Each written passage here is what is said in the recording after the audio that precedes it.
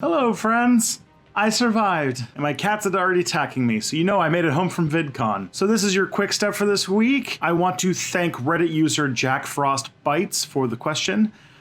I just want to point out, for side thing, Jack Frost Bites, if you are my friend from like 11 years ago, please get in touch with me again. So Jack Frost Bite asked in the Step Back subreddit if there are comparisons between the detention concentration camp-ish situation going on in the American South with the borders with Mexico and Japanese internment during World War II. And I thought, yeah, that's a pretty good thing to go with. So let's talk a little bit about what's going on, what happened, and see where the similarities and differences are. So first of all, we have to talk about the situation that happened with Japanese internment during World War II. The United States imprisoned over 100,000 Japanese people, most of which were from the Pacific coast of the United States.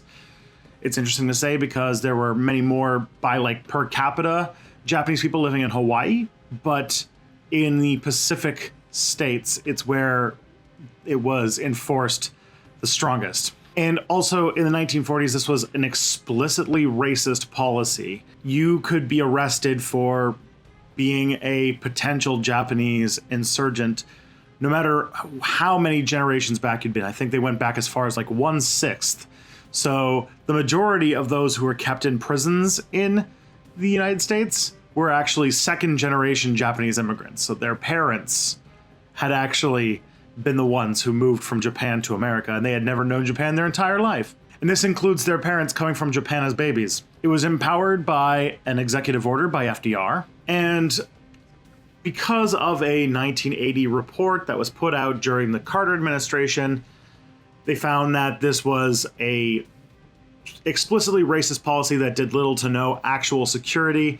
And in 1988, the Ronald Reagan administration had to apologize and give everybody about $40,000 in modern day dollars to the survivors of these internment camps. And America was not alone. Canada is also involved with this, I should say. If any Canadian knows David Suzuki was part of a Japanese internment camp in Canada, where we interned about 22,000 people, mostly living in British Columbia, forcing them more into the interior of the province. And we actually kept our program going all the way until 1949. So it wasn't until 1949 that we let Japanese people have freedom of movement again. Not to mention, in both cases, the internment camps were funded by selling the private property of those prisoners. And also in 1988, Mulrooney had to apologize for it and pay reparations. So let's see what's going on in the actual internment camps going on in America today.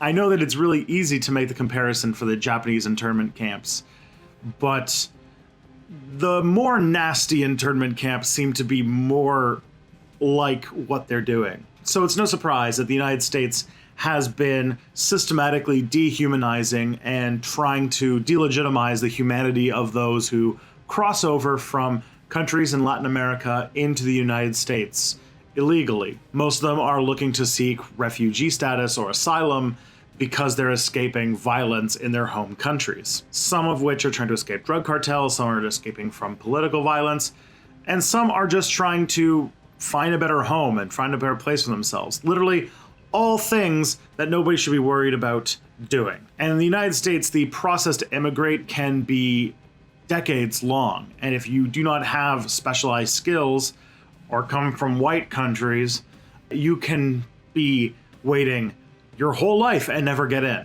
And for the most part, people were fine to look the other way about this because they can be abused into skirting certain labor laws and get paid slave wages in order to not, snitch on the police. But starting in about the 1990s, people started to get much more antagonistic and xenophobic about this hatred.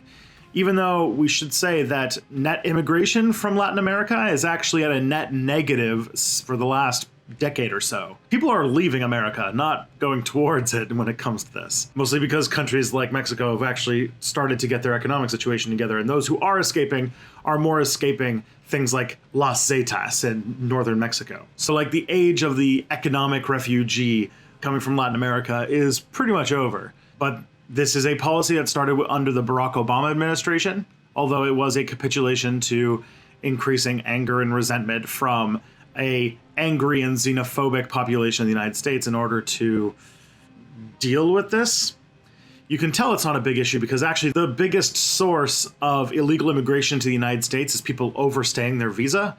And so it's actually people who are flying into the country and staying longer than they should that are the main source of illegal immigration in the United States. Crossing the border is only done by the poorest and most desperate of people trying to get out of their countries. Definitely not the people that we should be putting in concentration camps. And I do say concentration camps because this feels less like the internment camps of the Japanese and more like the concentration camps of the Germans. Now, as many a Holocaust denier will try to point out to you, many concentration camps were, while they were horrible and full of death and destruction and starvation and working to the bone and slavery, they weren't necessarily the industrialized killing machines that they were until the end of the war. You see, people seem to think that Nazism and the anti-Semitism that came from it was just something that popped out of the ground fully formed, and that somehow Hitler was able to use his magic charisma powers to hypnotize the Germans into becoming the anti-Jewish monsters that they became. When that's not the case. Genocide is never a thing that just happens willy-nilly. It is something that develops. It's something that grows. It's something that festers.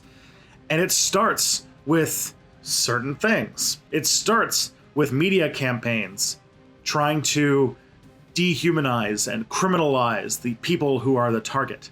Say, advertisements, presidential campaigns, things like that.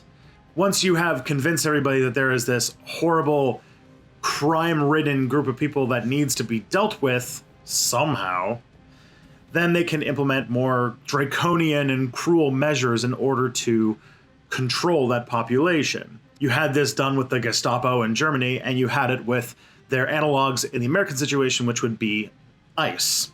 ICE are a fairly new organization in the history of the United States, and their legacy has pretty much been one of being a secret police for America, trying to brutally suppress and attack those who are living in the country undocumented or illegal, whichever word you can use. Who gives a crap? They're human beings. And as the dehumanization goes on and on and on, they're able to justify more and more horrible measures until you find that you're committing mass murder and the population doesn't seem to care. In Germany, this meant forcing the Jewish populations of a lot of cities into these tiny ghettos. And although it's happened indirectly through economic forces, this does happen.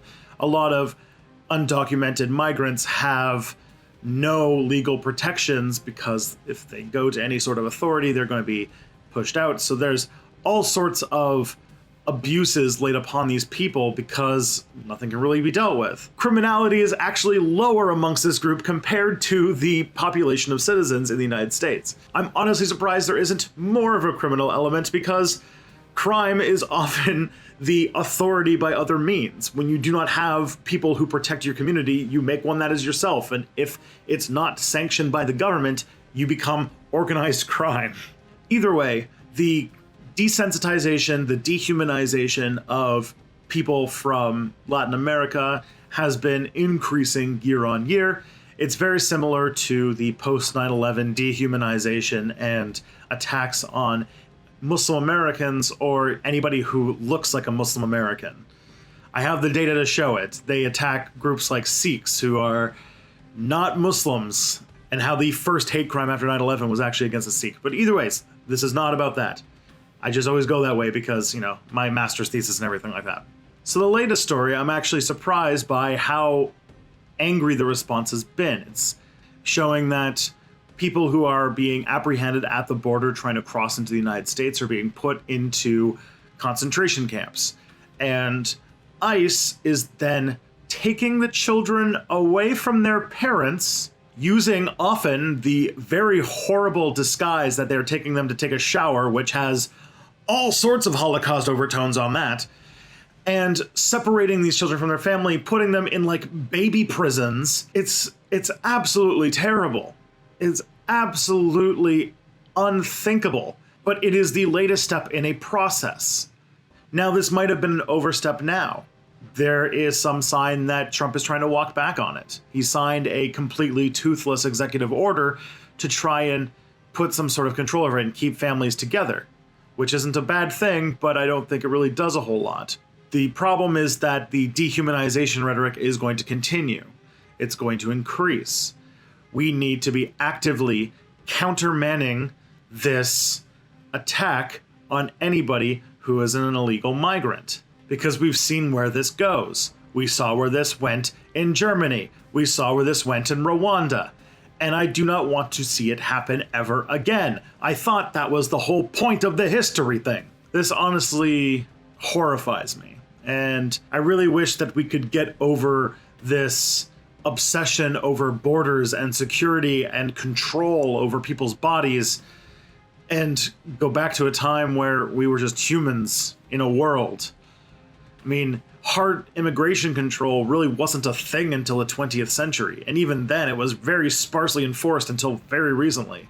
When I was at VidCon, I talked to Ollie from the channel Philosophy Tube for a little bit, and he was talking about security measures that are being imposed in the United Kingdom, and the question never seems to come up, when does this end? What is the time that we step back? When does the war on terror officially end and we can stop taking off our shoes at the airport? When is the time that we're not worried about secret criminals coming across the border and we don't have to make internment camps at the border to place people who are trying to escape violence in their home countries? And then you realize that for some reason that sounds like a ridiculous question, and that there isn't any going back. And that's kind of horrifying. Yay, I'm already back from VidCon, already doing light-hearted, fluffy content. I just want to say that if you want to suggest a topic for a step back video, just like Jack Frostbite did, I'm looking for ideas that have to do with using history to understand the news today, or something that is going on right now that really needs a historical context applied to it, or just flat out something that's going on in the world that hasn't been explained well. If you have an idea for one of those, just go into the Reddit link in the description. There's a new one every week. So please post your ideas, and if I don't get to them, if you post them and I don't get to them that week, just post them again. Or just keep going. It's all based on upvotes and stuff, you see. And lastly, before I go, I also want to talk a bit about VidCon. I decided not to do the VidCon vlog because I didn't think you guys would be too interested in it, but I had a really amazing time going to California and meeting up with a bunch of amazing YouTubers, especially educators.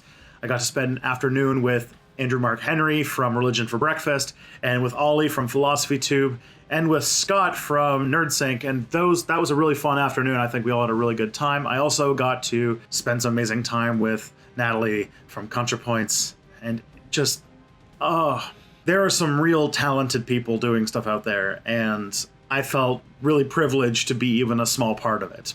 Anyways, until Monday, there's only one more quick step, and then we'll get back to our first full-fledged episode made after VidCon. You guys have an amazing week, and be nice to other humans. Apparently a lesson we're having trouble learning these days.